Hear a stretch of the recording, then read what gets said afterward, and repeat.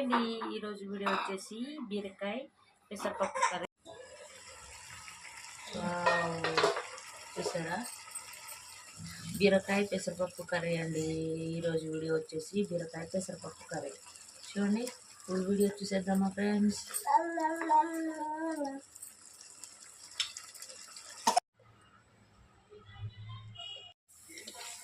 Onions, అలాగే పచ్చిమిర్చి,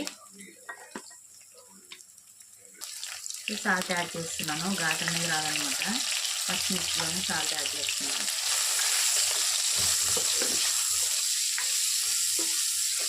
ఈ నూనెలో మంచిగా ఫ్రై చేసుకోవాలి.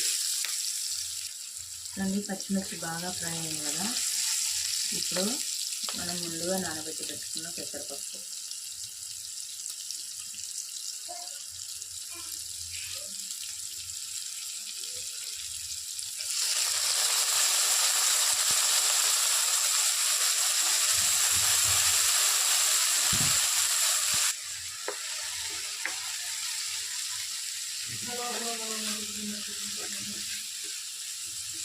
ఒక 2 మినిట్స్ ఆయిల్లో ఉడకనిద్దాము.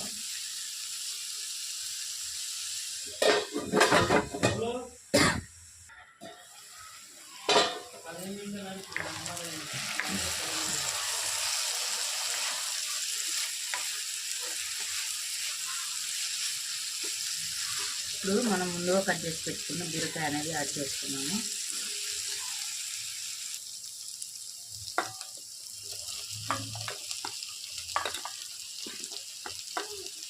ముందుగా కట్ చేసి పెట్టుకున్న బీరకాయ,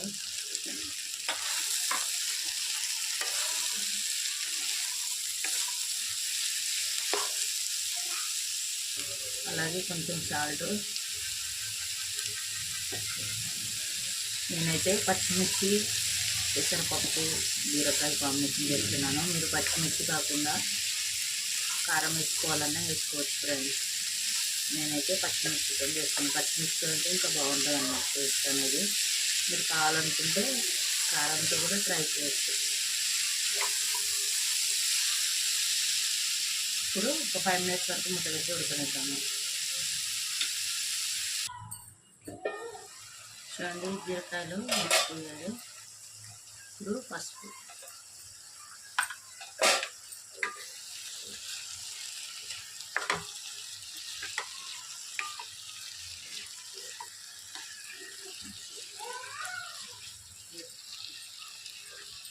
మూత పెట్టి ఒక 10 సెకండ్స్ వరకు ఉడకనిద్దాము. చూసారా, ఇప్పుడు అల్లం వేసుకుందాము. అల్లం అనేది పచ్చివాసన పోయేంత వరకు ఒక 1 మినిట్ వరకు ముద్ద పెట్టి పెట్టుకోవాలండి. చూసారా, బీరకాయ అనేది పూర్తిగా ఉడికిపోయింది ఫ్రెండ్స్.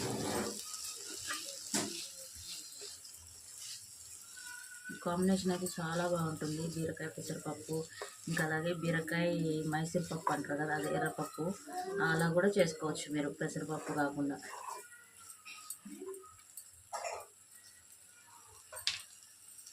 ఎప్పుడు రొటీన్గా కాకుండా డిఫరెంట్గా ట్రై చేయండి ఫ్రెండ్స్. బాగుంటుంది అనమాట బీరకాయ కర్రీ.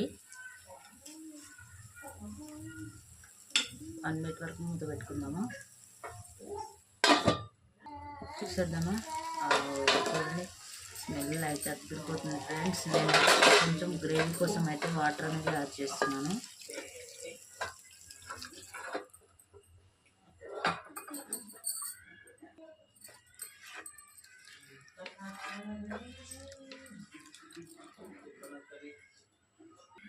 ఇప్పుడు ధనియాల పౌడర్,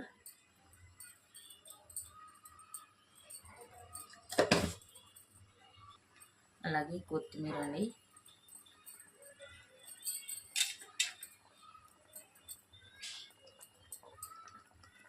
బీరకాయ కర్రీ ఎలా వచ్చిందో కామెంట్ అయితే చేసేయండి ఫ్రెండ్స్.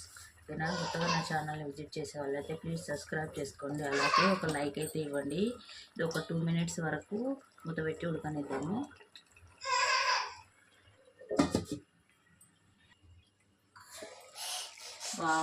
చూడండి, బీరకాయ పెసరపప్పు కర్రీ రెడీ అయితే అయిపోయింది ఫ్రెండ్స్.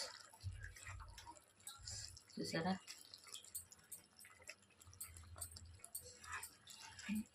బీరకాయ పెసరపప్పు కర్రీ ఎలా వచ్చిందో కామెంట్ అయితే చేసేయండి ఫ్రెండ్స్. లైక్ చేయడం మాత్రం మర్చిపోవద్దు. ఓకేనా మరి, బాయ్ అండి.